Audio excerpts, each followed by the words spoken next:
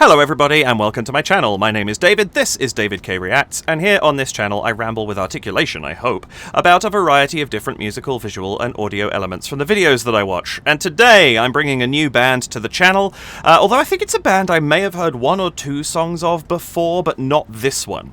And that is Versailles. Versailles is a visual kei symphonic and neoclassical metal band from Tokyo. They've been around since '92, I believe. I don't know if they're still performing or not. I should probably have checked that on the Wikipedias. Yep, years active include present, so they are still performing. And they this is going to be their song Masquerade, which is the first song off Holy Grail, which I understand to be their second full recorded studio album. I used to listen to all kinds of metal when I was younger, and I would buy compilation albums that would just have one song from a multitude of different bands, and I would usually end up liking at least half of the CD. And that's how I'm pretty sure I've come across Versailles before, is I'm pretty sure they had a song or two on one of those CDs, or a couple of those CDs, and I listened to them and I enjoyed them, but I never really dug into them in any way, and I will be fascinated to do so here. And I think it'll be particularly interesting, given that their style is, like their visual style is also a huge part of their identity, and I actually don't think I've seen a music video of theirs before, just heard the music. As I said, they're a neoclassical and symphonic metal band, so there's going to be a lot of elements of bands I already enjoy, like Nightwish and things like that, where you have the metal and the orchestra simultaneously. I assume that will be in this song. But also they are, as I mentioned, a visual kei, or VK band. Kei spelt K-E-I. And that is specifically a visual style and aesthetic that is kind of, well, it varies a bunch, because it has been used by a multitude of bands, as I understand it, over decades. An easy sort of, close analogy, I think, in Western style would be David Bowie, but it's very much inspired by glam rock, goth, a variety of different sort of existing styles that kind of came together to form this really amazing look that is also typified, I think, by a sort of androgynous style. So I'm excited to see. I have seen pictures of Versailles in costume before, but I've never actually seen them perform, and I'm really excited to see what they actually, what they do with their visuals on video. I think this is going to be quite the spectacle all round, actually. I'm really looking forward to it. I do remember their music being really cool, I just don't remember any details of it. This video was recommended to me by Danger Puddle a long time ago. Sorry it's taken me a while to get to it, but as you know, the sort of usually one video a week thing means I get through my list fairly slowly. But I'm looking forward to seeing what they bring to this. I think this is going to be a really good band to be looking at, not just from a musical perspective, but also from a visual one. So I'm hoping that my style is going to sort of come into its own a little bit here. My style of analysis, that is. I don't have a crazy amount more to say on this one, I don't think, because I'm not entirely, I didn't go too deep digging into it, so I wanted to come into this a little bit blind. I did sort of have a quick glance at who was in the band. I think I know who is in the band. I believe this is going to be... It was formed by Kamijo and Hizaki, who are the lead vocalist and lead guitarist, who I believe will be in this, along with Teru, Masashi, and Yuki on guitar, bass, and drums, respectively. And they are all former foundation members of the group, like original members of the group, with the exception of Masashi, because sadly Jasmine Yu, who was their original bass guitar player, passed away quite early on in their sort of time as performers.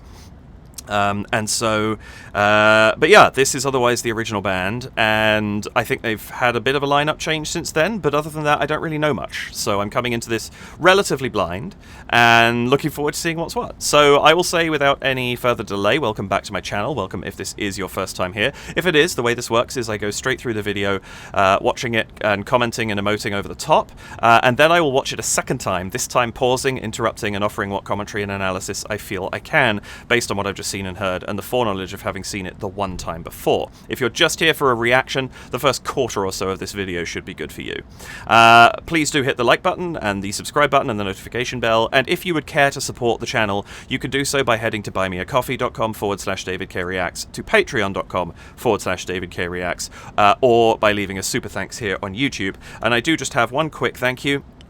I did want to throw a thank you out to Marie Desjardins, who very kindly bought me some coffees this week. Thank you very much indeed. I really appreciate it. This will be a little while ago at the point where this goes out, and so you may have actually been mentioned in my credits at the end of the previous video. I'm not quite sure how I'll end up doing that, but this is the first video I'm recording after you did that. So thank you very much.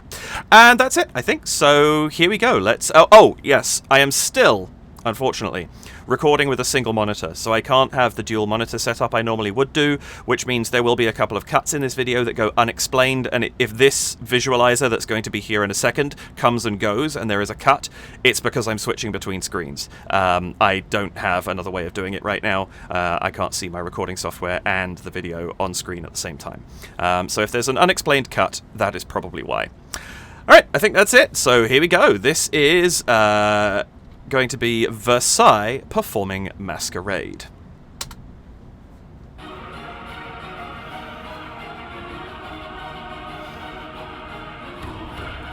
Good way to open an album. Dramatic.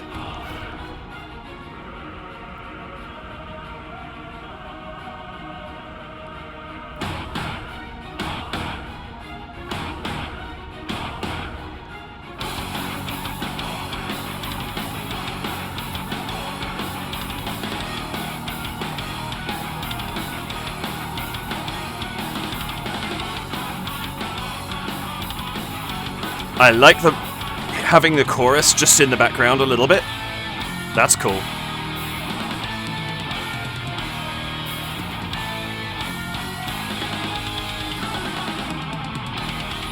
Love the bells as well.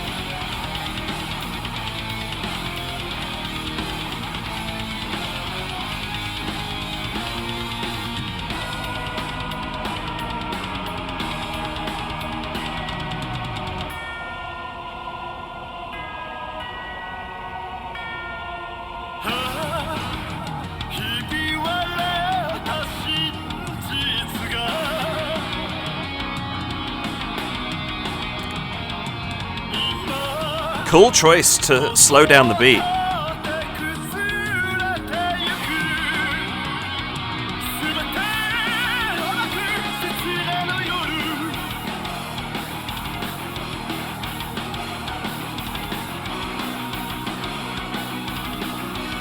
The use of masks is a cool touch.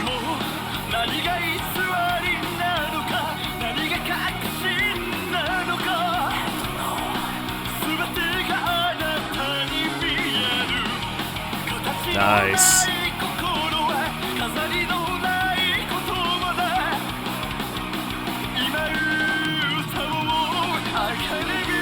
This is very visually striking. I expected nothing less.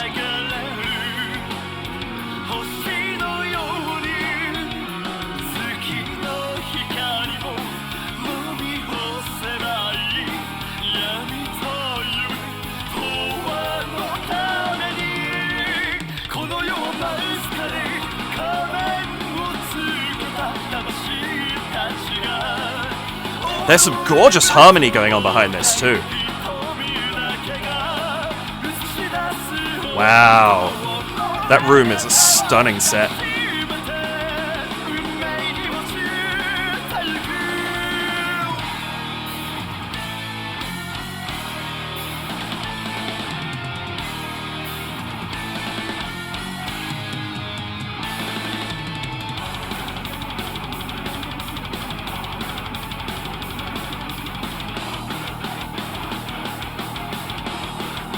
Oh, the contrast between those two lines is great.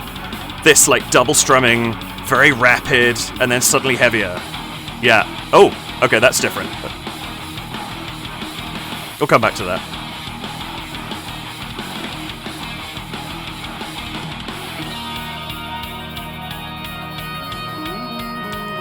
The outfits are amazing.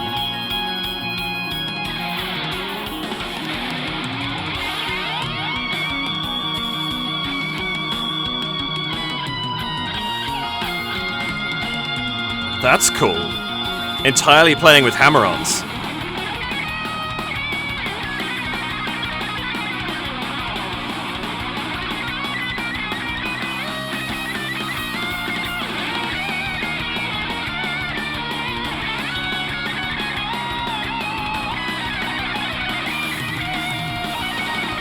Yes. Awesome solo.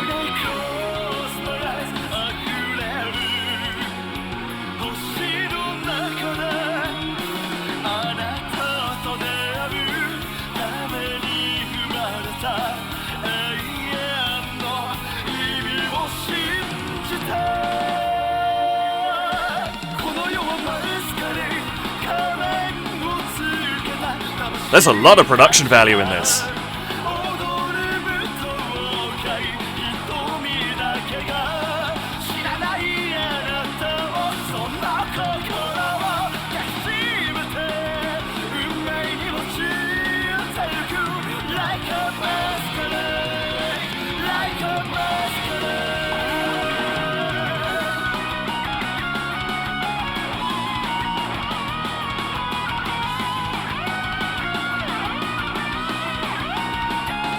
Nice. I love that both of the guitarists have had the opportunity for a solo too. And there she is as the old woman, right?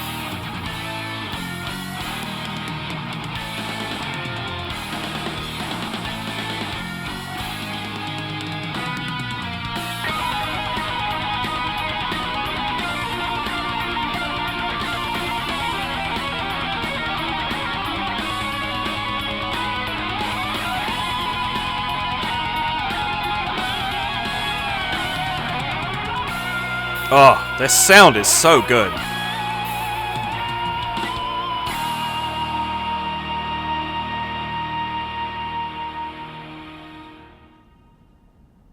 Woohoo! Anything at the end? No. Oh, that's really cool! What a fantastic song. Really great visuals in that. I was absolutely right. There's going to be so much to pull out on this. It's just a stunning style all round. I really, really love the playing. The band as a band alone is amazing, but you throw that orchestral work and the chorus behind them, and wow, what a sound that makes. So good. I'm just going to disappear for a couple of seconds. There's a couple of things I want to look up very, very quickly, and I will be back. Okay, I'm back. I was just taking a quick look at the lyrics in English. I'm not going to keep them up because I don't know how exact the translation was I was looking at. I just wanted to get a gist for it. But there are some absolutely wonderful lines in there. The world is a masquerade, a ball of masked dancing souls, was the translation that I read at any rate. There's some absolutely gorgeous lyric work going on. But as I said, I'm not going to stick too much to that just because I don't have an exact translation, and I don't know how accurate the one I looked at was. So we're just gonna. I won't sort of do much lyric digging in this because I don't know Japanese myself. I don't know how to translate that correctly. But we'll look at the visuals. We'll listen to the music, and oh my goodness, that was it's just incredible. I love this. They have such a great sound, and yeah, like I said, there's going to be so much in this video to look at. So here we go.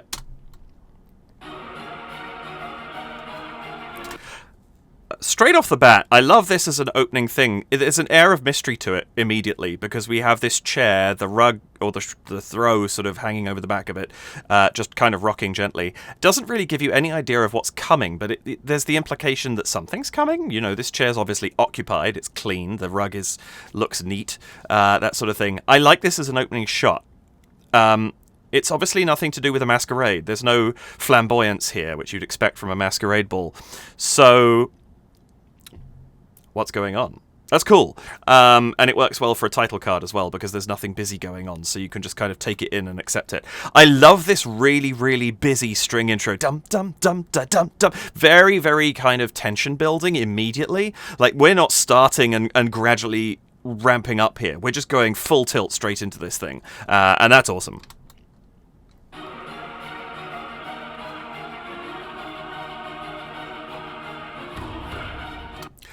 So good. So much to love here. The strings and the chorus together, like, there's this lovely build. The chorus is also quite powerful. They're not very loud in the sense that they're not overpowering the strings. The strings are still to the fore, but there's a lot of kind of, there's a strong sound coming from them that's giving a really good support to the strings, building up this tension, and then as you get this dum dum, and as you do that, I don't know if they're exactly on time, but the fingers just tapping the edge of the rocking chair, and like that, we now have somebody in it.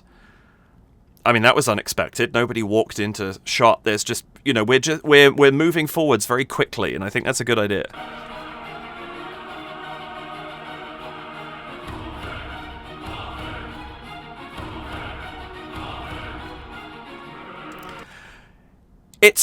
It keeps up the mystery, and the fact that the fingers are doing something gives us a point of interest, and I actually don't think it's a bad thing. Sometimes I would say that, you were most held on that shot for too long, but I think it's good in this because we could hear the music is taking us somewhere, which means we know the shot's probably going to change at the end of the phrase, which it does, and so there's that nice lead up to that, and these pulsing of this, you can see the fingers aren't in time after that very first cut, but the pulsing of this dum dum, it's building us up to whatever this next stage is going to be. And then we cut to the face of this older woman. Who is she? We don't know. We have no context at this point in time. And there's no reason immediately to connect her with the young girl who comes in a minute later. Or maybe it's her granddaughter, or whatever it happens to be. But there's nothing to sort of state immediately, well, hang on a minute, this is the same person. And I really like that they don't try and set that up. They don't try and have the two faces in the same shot kind of thing or something like that. I think leaving this mysterious is good. I also love the choice to keep the color kind of slightly washed out in this. Like, this is all very pale, cold colors. There's not a lot of saturation in it. And so it's going to contrast wildly with the ballroom when we get to it. I also love that we have this splash of red in the top right-hand corner. It's going to be a very strong color, being the one that Kamijo wears during the video. There's also the red flowers around the drum kit. Like, that's going to be a very stark contrast to a lot of the white and black we're going to get shortly. And having just this hint of it in the corner is actually quite strong this early in the video.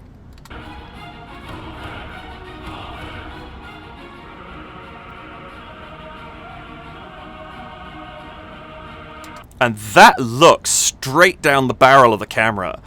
It's intimidating.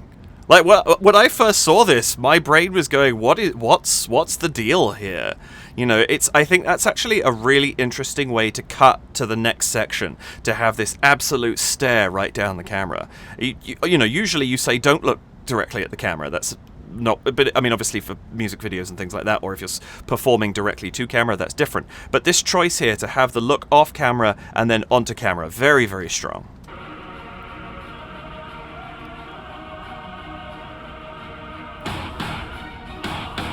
And we cut to these scenes of incredible flamboyance. We get champagne glasses, we get chandeliers. Like, this sort of thing. This is not the sort of apparent poverty that the previous shots would imply. We've now jumped to something very different.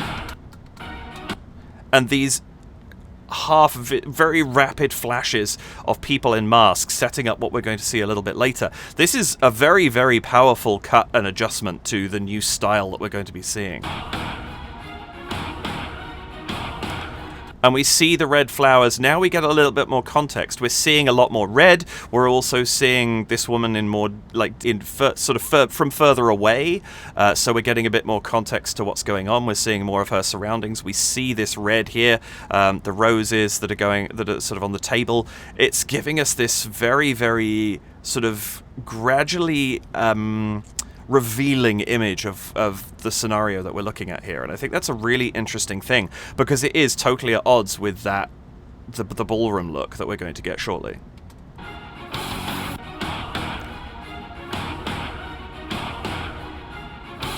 And then we cut to this. I also like there was the moment there where one of the masked figures ran his hand over his face, kind of revealing what's underneath.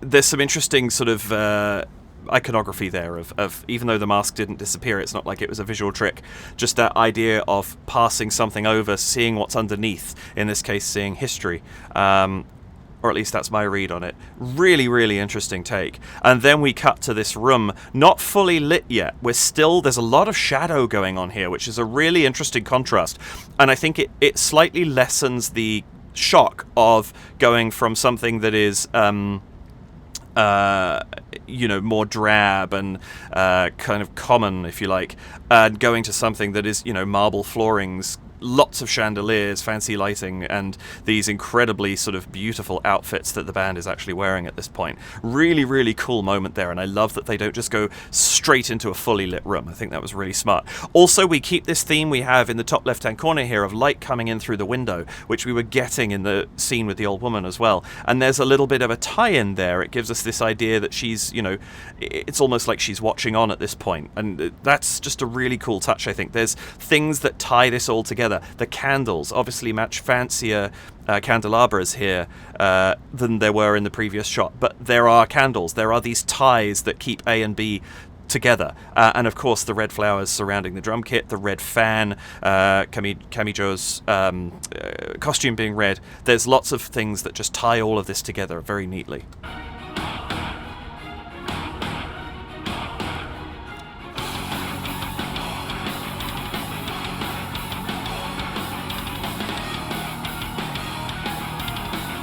And I think this is cool too. We cut to now we've got the more metal, we get the drum beats coming in, the guitars. We're clearly establishing what we're going to be listening to here. And at the same time, as we gradually get used to that, we're having a few shots like this where the color is still quite washed out, but intercut with shots like this where you've got more of the color coming in. And it's like it's almost like it's a fader that's being changed from one side to the other, and we're gradually getting more colorful and brighter. But at the same time, it's happening in these kind of sharp jerks from one end to the other, and we go back a few steps and then forward a few steps. It's a really interesting visual style that they've hit in this transition here.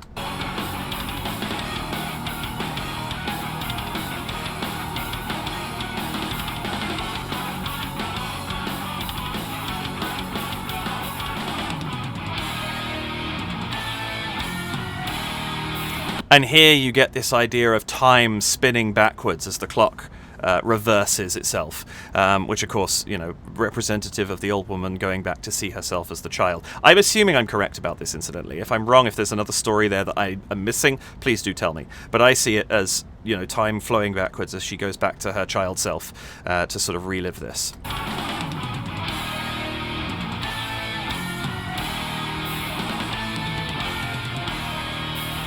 Interesting things going on here. First, we get these tubular bells on the bom, bom, bom, bom, bom. We get the bells in the background as well, which kind of have a tie-in to time as well. We're all familiar with the idea of a clock striking time, and it kind of gives us a little bit of that, the idea of a clock striking. We also have the clock spinning back, but there's this interesting flicker here,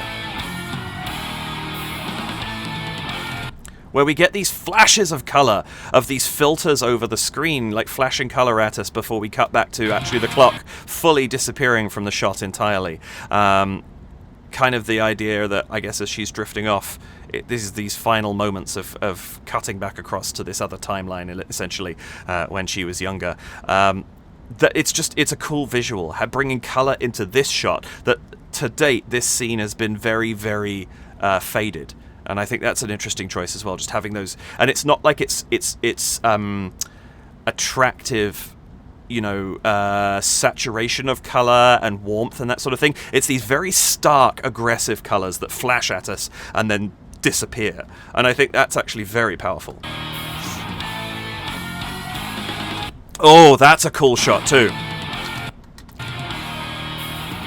So we cut to this, and with each hit of the next beats of music, an element changes. So the first one, we get this half cross with the roses on the table, and then the chair disappears, and then we cut to the young girl. And I think that bump, bump, bump, those three hits being three sharp cuts to change scene. Very, very clever. And we notice the girl first appears in this same room. There's the chair with the blanket behind. Blanket, that's the word I was looking for earlier. With the blanket behind. She's not appearing immediately in this ballroom. She has to get herself there. She's appearing back in the room where her older self was a minute ago. Really cool stuff.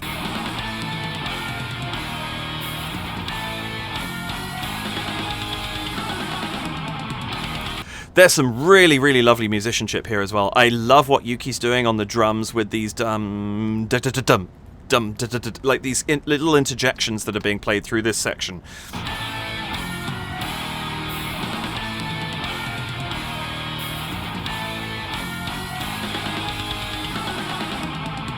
It's kind of cool because we have this broken up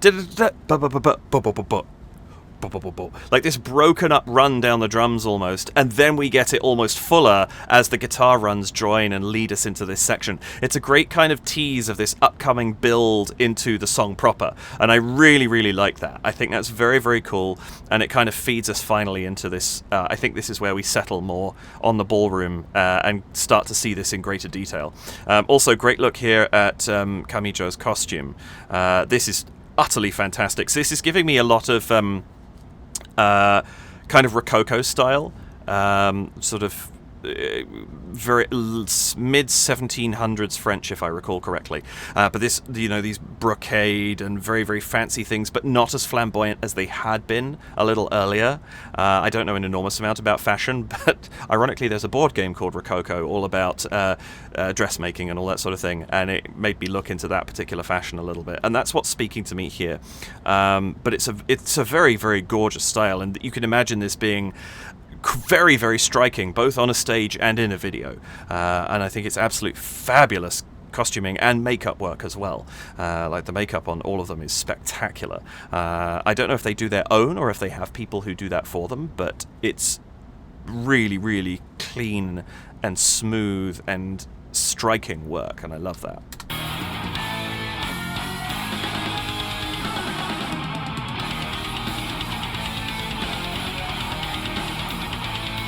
I want to take a stop for just a quick second, because I think this is such a great idea for decorating a drum kit, having these flowers wound around all of the sort of structural piping that puts a drum kit together. Because, you can do that, and it's one of those things where it's like, it makes this a very, very striking kit because of its appearance. And you sometimes see something like this done, and I always find it really cool. I understand some people just want their drum kit on stage, but I do like it when you get something like this, and I think this is a great move. And the fact that there enables them to use that red again in this image. Even here, you can see lots of black, lots of cream, lots of white, lots of gold, kind of almost silvery effect from the wrap on these poles, like back here. Oh, my mouse is on screen. Back there.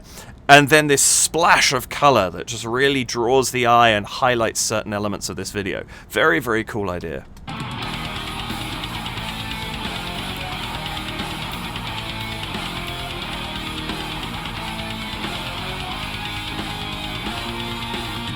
And we see she's taken, it's almost like the flowers are the key to open the door. She takes them upstairs with her, as the brunette will do, the young girl, later in the video. I love that that's an element, is let's take these flowers and take them up here. And that's going to get me in. It's like the red gives you permission to enter the room. That's kind of awesome.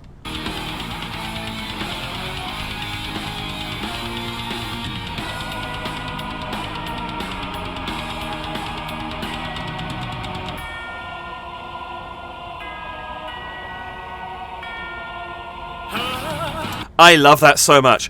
This little transition here is super cool. We have these drums going, the proper double pedal going here. And if you listen to it, it's 1, 2, 3, 4, 5, 6, 1, 2, 3, 4, 5, 6, 1, 2, 3, 4, 5, 6. It's 6 beats. So we're in compound time here. We're not in a simple time. Compound time meaning every beat has 3 subbeats to it rather than 2. It's not that's the difference between simple and compound. We're in compound time. We have this, you feel like that's going to be the lead-in. We're just going to keep going with this. And then when she gets to the door, this character, we cut almost everything out.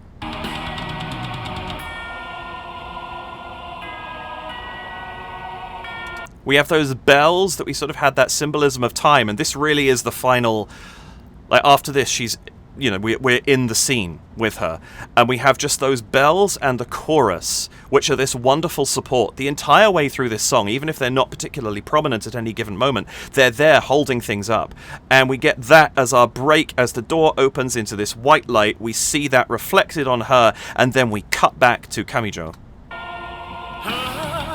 And we cut back straight into a vocal line with halftime drums.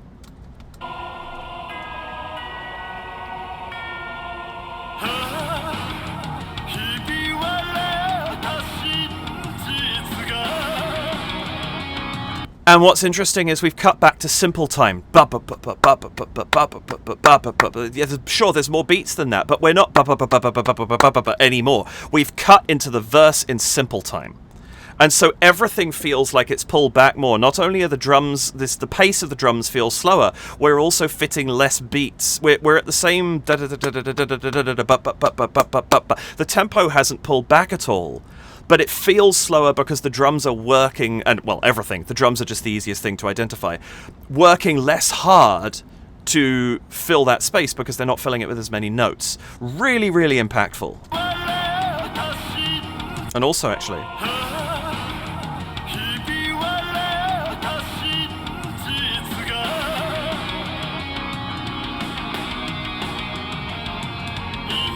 we get a little bit, like, obviously the band comes in a little stronger here, but it's like there's still some strings in the background. The chorus, it seems, has almost faded away completely. They might still be there. My sound mix, obviously, I listen to this on one pair of headphones. One piece of advice, if you get a song like this that has so many different elements, listen to it on at least 2 different sets of headphones, because you might get a different experience. I obviously don't do that for these videos. But I love this shift that we've got, where the band comes to the forefront as we start the verse proper. And now, instead of having like bells and things like that in the interludes, we've got Hisaki here, who we've got on screen, currently playing these guitar lines. His work in this is phenomenal, as is Teru playing the other guitar. The two of them do some phenomenal work on this. We can start to hear the bass in the background, Masashi playing there. There's that kind of like a pulse going on almost in the bass guitar in the background. Everything's filling out now with these instruments. And what's interesting is we're contrasting that with fairly busy video. Like these scenes that we cut to of the young girl sort of being in this room amongst these people, it's almost like stressful how busy they are compared to this much more laid-back style that the band has actually settled into for the purposes of the beginning of the verse.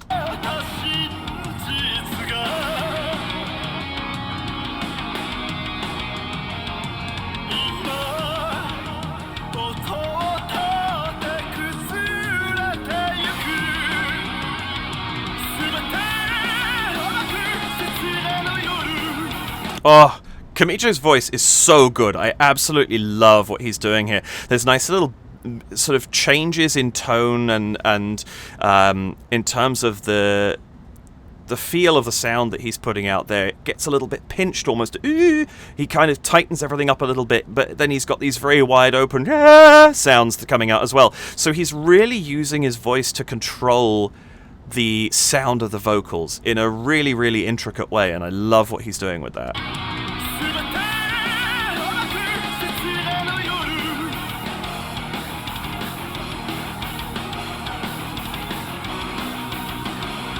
And I really enjoy that as we get to this break between the verses, we get those strings coming back a little stronger, we get a little bit more of the chorus. So nothing has left the song at any point, it's just this lovely give and take of how much is sort of pushed to the forefront at any given moment in time. And it gives a lot of variety to the sound, but also to the mix. We can fill the mix more with the band at parts, we can bring that orchestral sound in a little bit stronger at other parts. And I think it gives them a lot to work with in this, in terms of the texture of the music. It can be a lot broader with more instruments filling the sound, or it could be a lot tighter and we can push that band harder. It's really, really cool.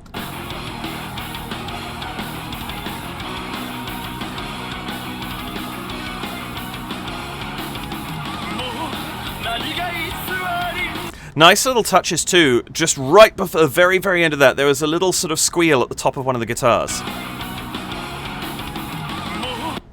Right up at the top there. Just little touches, the small things that they throw into this, and it just gives a little bit of extra interest. I've talked before in music about those tiny embellishments that really take something from being a cool piece of music to being something really great. And it can often be a small touch, a little, like orchestrally speaking, when I used to write sort of orchestral music for I was part of sort of what were we? We were an alt-rock, symphonic alt-rock band, I guess, back in the day. And I took lessons, and one of the bands that I really liked, that I sort of actually took lessons from their guitarist who did some of their orchestral work. And he said, putting little things like little piccolo runs and things right at the top that just add a little something, flesh out the final elements of an arrangement and make it more complete. And I think that's what's happening with some of the little bits and pieces that get thrown in here. We've got that little wail on the guitar up top, just adds a little something extra that fleshes out the arrangement a little bit more. And I really, really like that kind of thing. My ear catches it now precisely because of that lesson. And I'm like, oh, I see what they're doing to, just enhance that section just a tiny bit more. And that's why that stands out to me. But I really, really like it. Also, just looking at some of the other costuming and makeup work. Like this is Masashi here, I believe. This costume is gorgeous. I love this, the black and gold, such a beautiful color scheme. And I think what amazes me as well is the details. They've got these kind of really detailed cuffs and things like that. I don't know how they've been designed, whether they are as heavy as they look, or whether they're designed to be light but they look heavier. But there's some really intricate work in this that makes it look like it should be, actually a little harder to play because of the costuming and things like that. Obviously it's not, or it is, and they make a very good job of disguising it. But absolutely gorgeous work in this. I also love how they have these very, very detailed pieces of clothing on, and yet the people who are attending the party, if we see this couple that are in the background here, just plain white and black robes and the gold masks. So there is a clear distinction between people who are performers in the space and those that we're actually supposed to be focusing on. And I think that's really, really smart. Also, this lovely detail that through this door, even more chandeliers, even more just stunning architecture and all that sort of thing. And it really gives a sense of opulence to this setting that I think is working really well for what they're trying to do with this song. So that's really, really cool.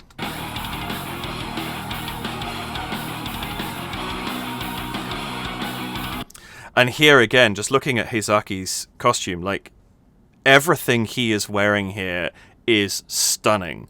This one, it's kind of a standout, I think. But even just down to the detail of the bows at the elbow, like small things that just add even more to something, and it doesn't feel like it's being taken too far because it fits so well with what's actually going on here.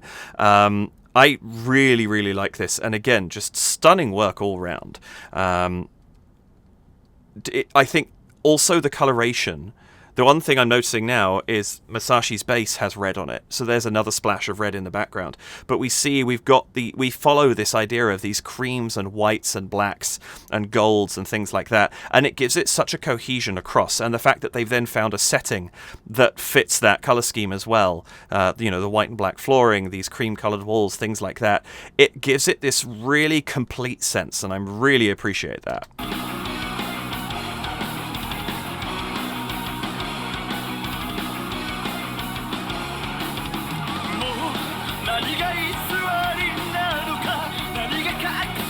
I love this little detail we get of how Heizaki's playing the guitar. We can actually see there's some, specific hand positions he's using on the fretboard, like reaching around. There's a bar chord, I think, going on here, where he's reaching right across, but just playing differently to the usual. Obviously, wrong hand here, but not playing with that sort of usual finger placement, but reaching around, doing something different with the guitar. Whether it's necessary or whether it's just something that he does because it looks cool, it looks cool.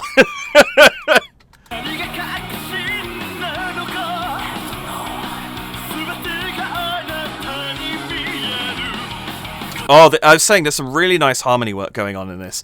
The way that this has been written, there's a real sort of richness to the harmony that's happening here, whether it is or is not being more or less supported by the orchestra and the chorus.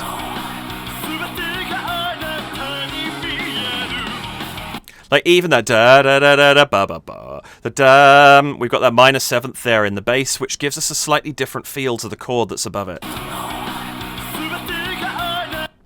Right here.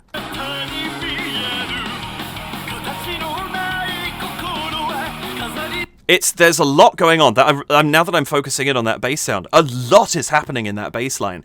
Like Masashi's moving a lot and really filling out the sound by giving us a lot of variety to what's happening at the bottom of it. And the bottom feeds a lot. Like, I know a lot of people are, bass boring, you're just sitting there playing one note, something like that. But that note shapes everything that's going on above it in really interesting ways. You could play the same chord with 5 different notes under it and get 5 different sounds.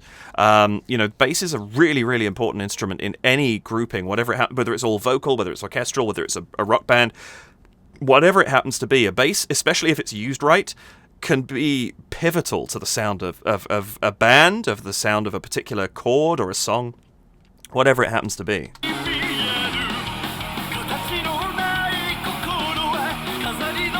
I love that we get that little moment there.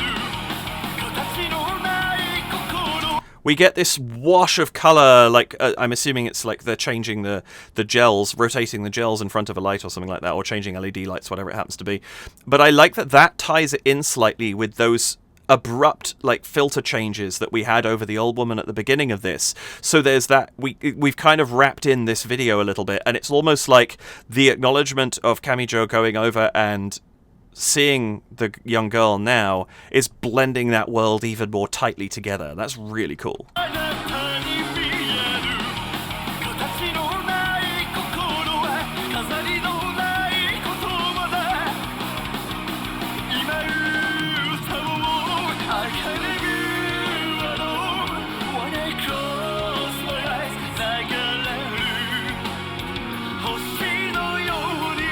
Really, really lovely stuff going on here. Again, I'm loving the harmony that's going on. I love this, where you have the idea of these two. You have Kamijo and Hizaki dancing in the foreground, and then behind, it looks like there's another pair dancing, kind of almost mimicking that movement, almost like a shadow behind them. That's kind of awesome.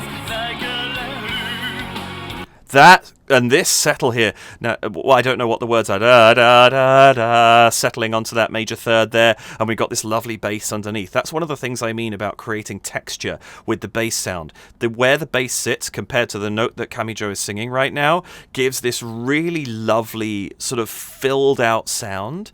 Even though they're quite far apart, it's really, really lovely stuff, and the way that they're using texture in this is fantastic.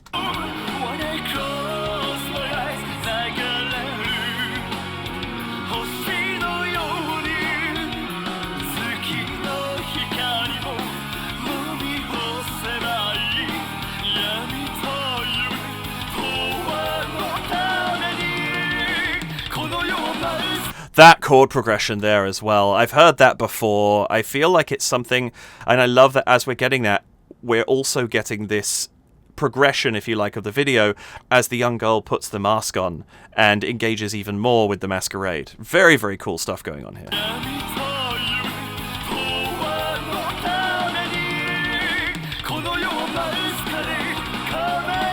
That's a great shot for showing the scale of what they're doing here, actually.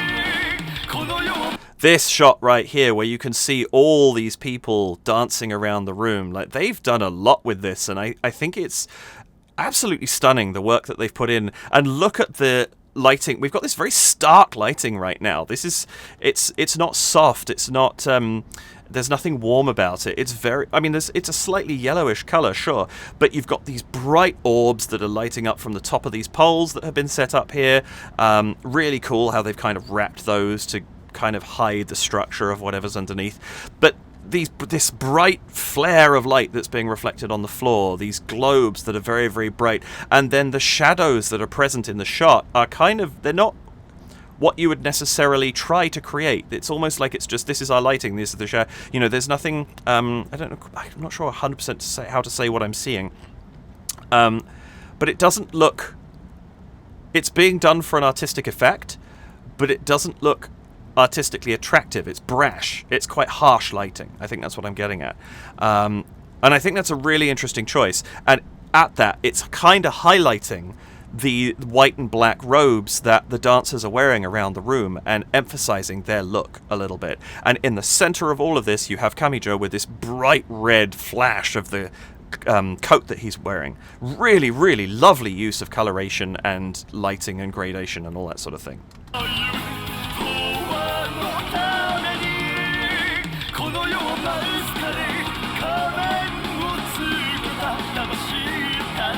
What I also like here...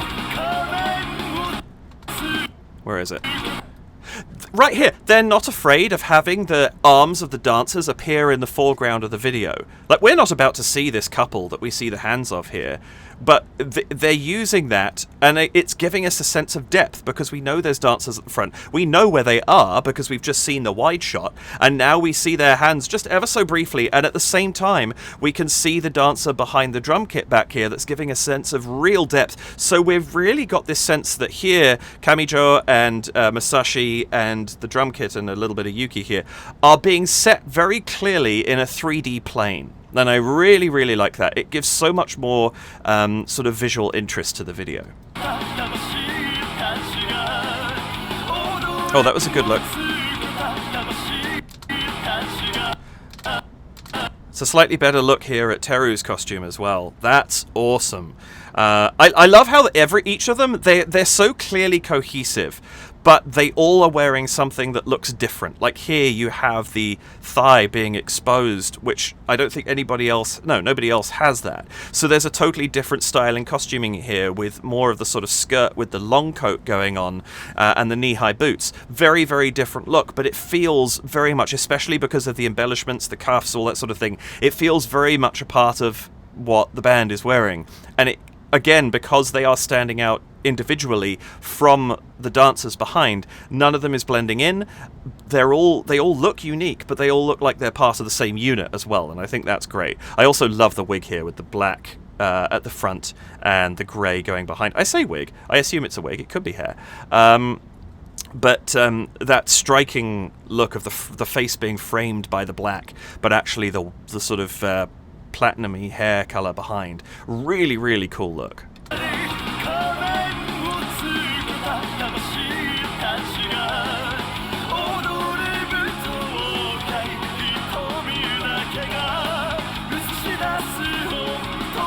And again, we get this lovely long shot. And this time from a different perspective. Now we're seeing all of that detail, but we're seeing it warmer. We're seeing it with the chandeliers. The orbs at the top of the poles clearly still lit. You can see that particularly in this one over here. But they're not blowing out the camera like they were before. We can see the lighting here is what you would be looking for if you were producing like a clean shot. And so I love that we're getting these distance shots that are both in calmer lighting, like warmer lighting, and in that very brash, harsh look that we had previously. It gives us a nice bit of contrast in different shots and keeps the visuals of this video really interesting.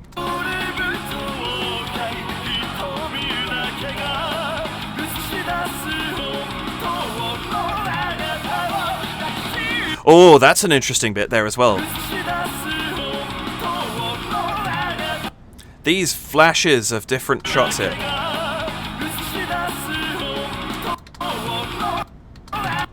So no mask, mask.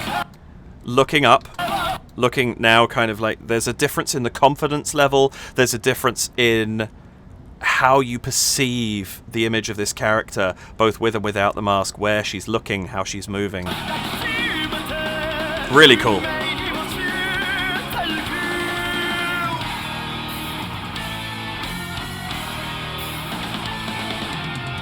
And that's interesting because now in this shot, once again, even with the mask on, she feels out of place. And she's also dressed more finely, you know, with more intricate clothing than the other dancers are with the robes. But she still feels out of place, even though she's wearing the mask, which theoretically kind of blends her more into the world than she was before.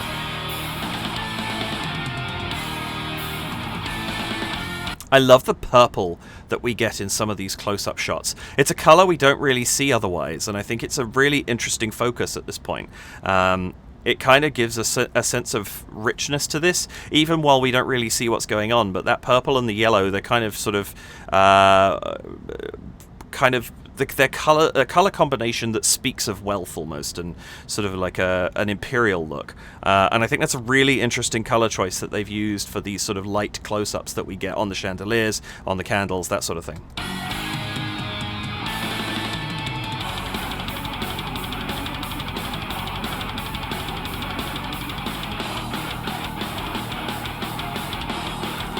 And this is that section I was talking about beforehand, the difference between these two elements, where we have this really, really rushed double strum guitar.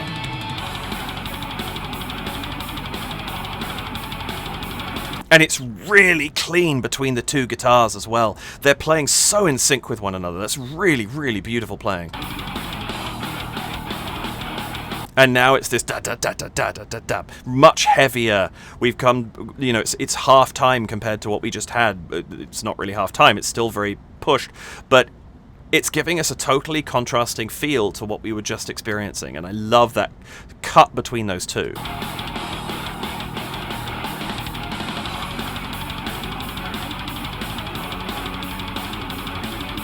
And we go back to it, we get the little scene of the dance going on there, which it almost seems a little aggressive. Like, we get that kind of handy-cam zoom in that's a bit shaky, and then this is almost like a push away here. There's an abruptness to it that I think adds a really interesting bit of character to that specific scene.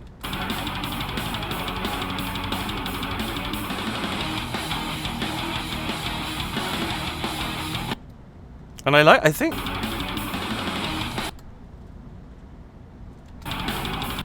these little close-ups we get too. Yeah, I was going to say that was a close-up of Yuki there, the second one.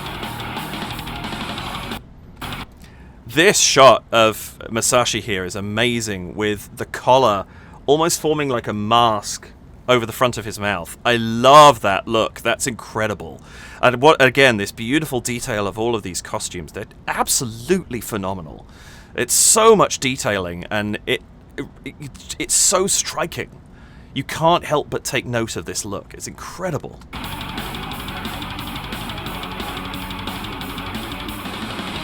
And yeah, I think this is the only time we see Yuki not actually behind the drums playing, and it's kind of cool to get a shot there of him as well. And I love these slow close-ups with a gentle motion, things like that. It paces the video in a really interesting way, because we've got these really, really fast guitars playing, you know, these heavy drums, and then we cut to a very simple motion, moving hair, whatever it happens to be, moving your arm out. There's a real kind of fascination to me to get these moments of simplicity in and amongst the chaos that's going on otherwise. Organized chaos, I should say.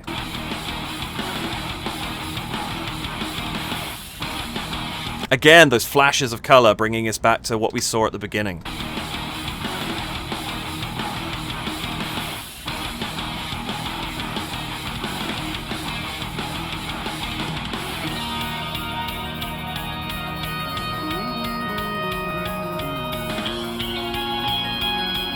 Oh, this sound is phenomenal. This kind of this sail. It's almost like it's been played with an e-bow, which is it's a small thing you can use to effectively bow a guitar.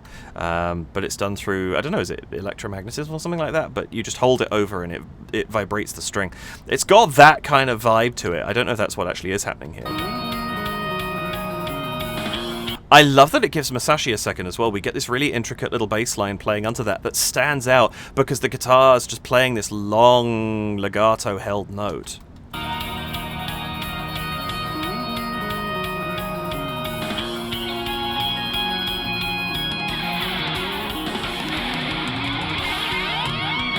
Again, beautiful depth of field too.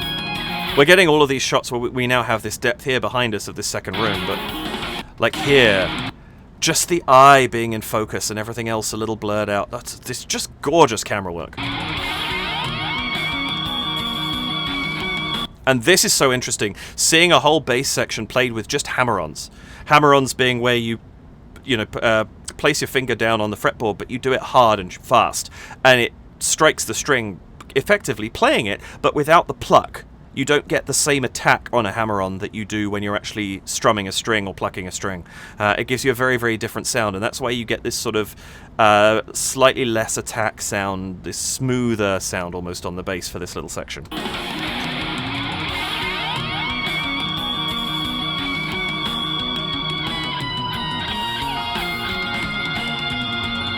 Fabulous accuracy on that too.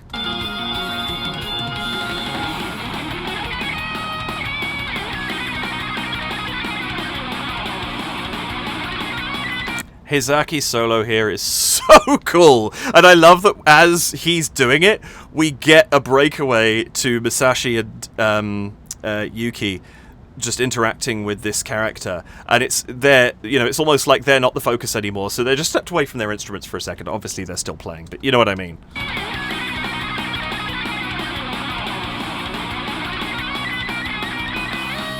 I also enjoy this. I think this is great.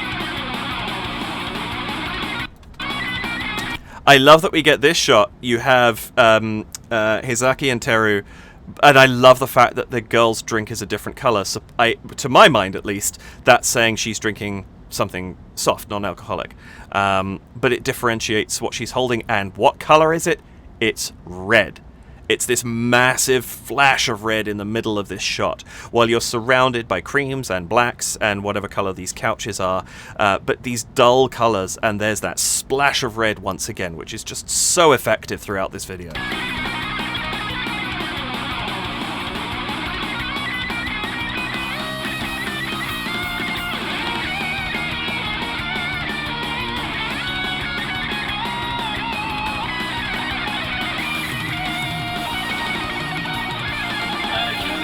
Awesome solo work. Hisaki's a fantastic guitarist. I actually really like the chord progression that's going on here as well.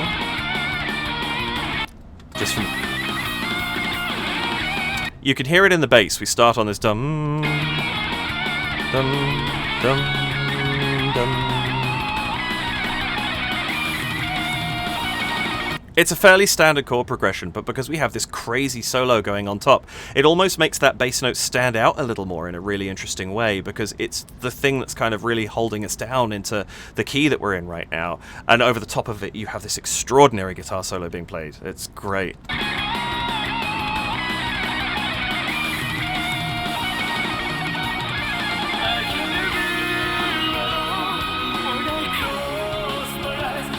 And again, we come back into this half-time section. It's after this crazy solo, we get a breather. We come back into a slower section. We come back into the vocals. It gives us a second to just take a breath and go, okay, cool. Let's just enjoy this for a minute, and then we'll get going again. Really nice choice.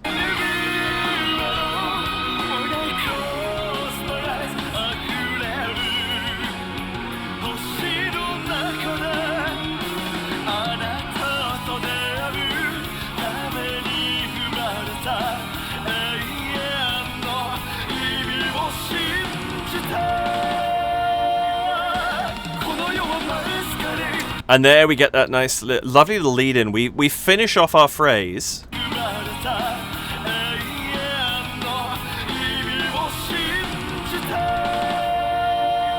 And that's the end of our 4-bar phrase. We've just had the crazy little drum fill. We have a second where it's mostly the vocals that are being sort of pushed to the front. And we would expect to hit the chorus here, but we get 4 beats?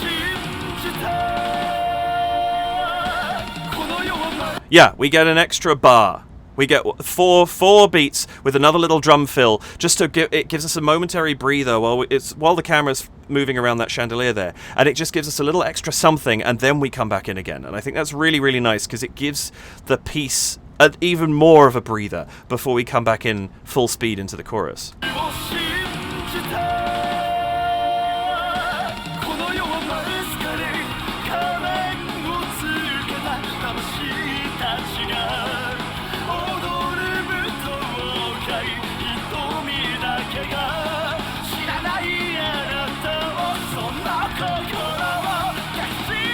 I love these little things. One of my favorite devices in music is where you get like a little triplet sort of embellishment that just kind of really punches a section in. We get one right here.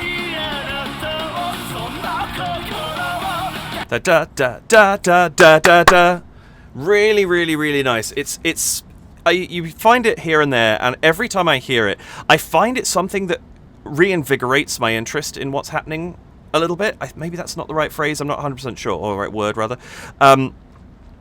But I find it a very ear-catching thing to happen. I've always enjoyed it. I think as long as it's used, sometimes it gets overused, but as long as it's used sparingly and effectively, it can be a really punchy section in a piece of music, and I really like that they did that right there. I think it's very sort of emphatic moment in what's being sung and performed at this point, and I love it.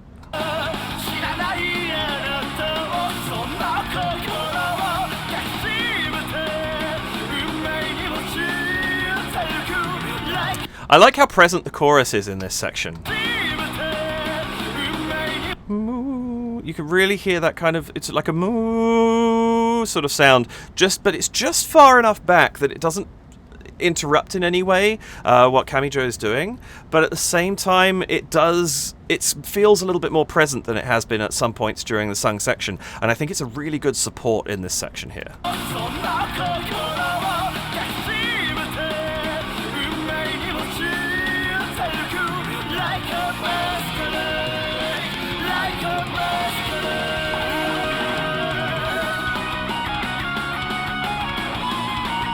Oh, those visuals again, so cool.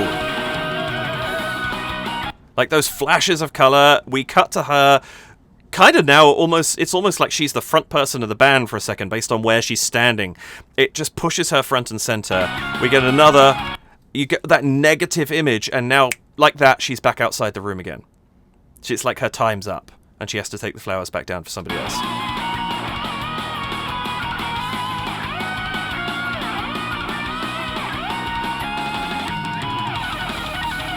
I like that Teru's solo starts off with that sort of almost the recapitulation of the verse, but done in a guitar style. It's something slightly different. Or is it the verse? Or anyway, one section of the music. But it's a really nice moment to have that focus on that before he then takes off and starts doing the crazy sort of rapid firework.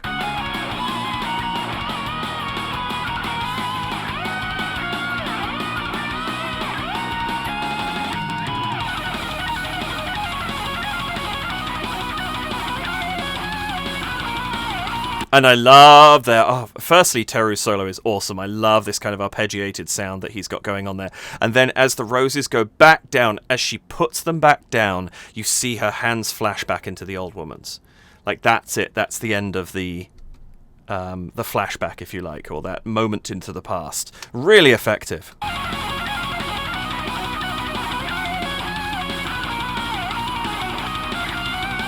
And then she takes the mask off, and there we go. Now we know it was her. Really, really cool moment. I thought this was very striking. I'd kind of figured this might be where we were going, but this is such a good way of revealing it, using that mask as the trick, having it put on her as the young girl, and her taking it off as the old woman. Really like that.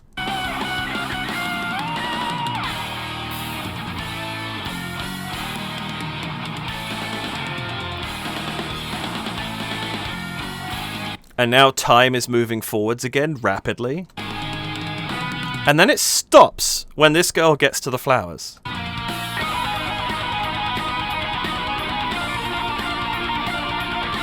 The symbolism of that is kind of cool. I'm not even sure I know exactly what to read into it, but the idea that it stops while she makes that decision, maybe, of whether to pick the flowers up or not, and then it just starts going again as soon as she does. That's awesome. And what Teru's playing here is so cool.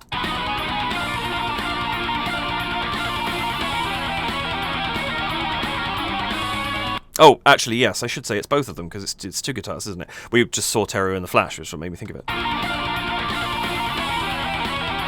Another beautiful example of the two of them playing so wonderfully in sync. Really, really good.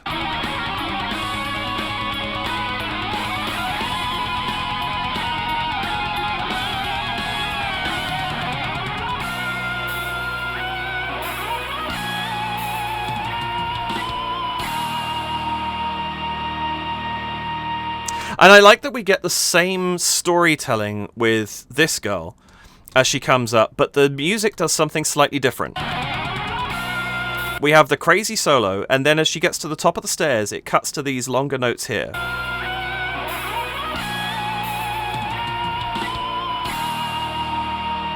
And rather than breaking off to bells and chorus, we just have the end of the song, but it kind of breaks out into the slower guitar, the chorus is there, you get the bell at the end there, but it's still kind of an announcement of the grandeur of what is potentially behind this door. It just does it in a very different way, and I like that.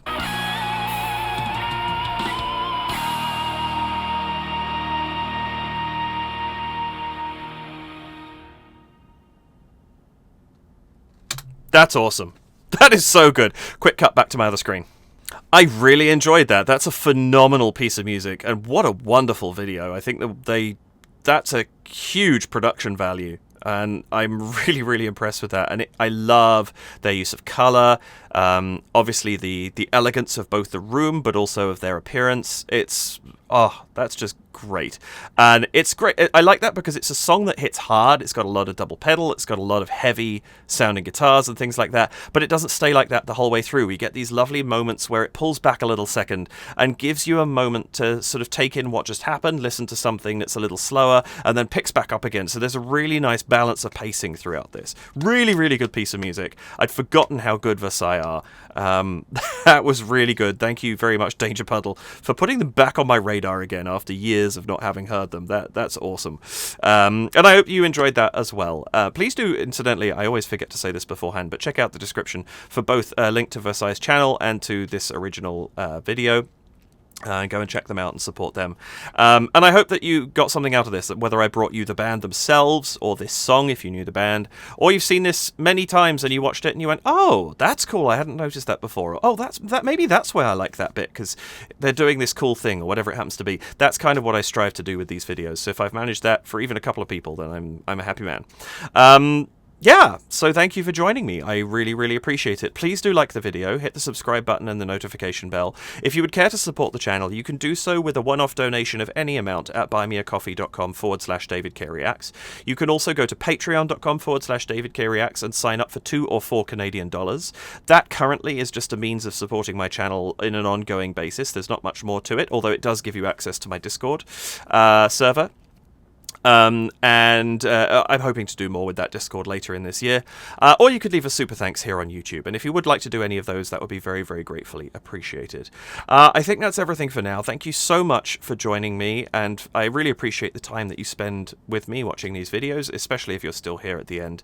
I really, really do appreciate it a lot.